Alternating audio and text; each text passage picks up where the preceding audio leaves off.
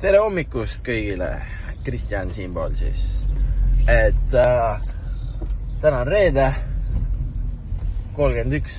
märts ja hommikul 7 oli mul juba esimene ärikohtumine ja nüüd 9 kiirelt käin jalaravi-kabinetis ära, et oma jalgadest hoolt kanda, et ega kui tihti kingi kannad, siis tuleb jalgadest hoolitseda ka. Ja selle jaoks kutsus jalaravi-kabinet mind enda juurde. Et lähme vaatame siis, mida see teenust endast kujutab. See siis Ekspressi majas. Nagu te näete, esimesel korrusel jalaravi-kabinet.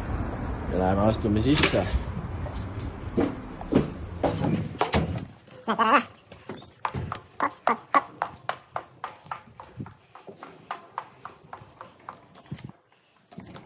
Lükkama peab.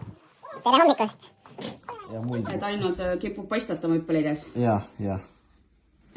Kas ta on kogu aeg paistes või on ta hommikul rohkem paistes? Pigem õhtul, sest et... Koormuse tagajärel? Ja.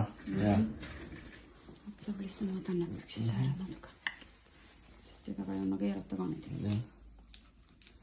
Et mul hommikul oli ja ma siin käisin...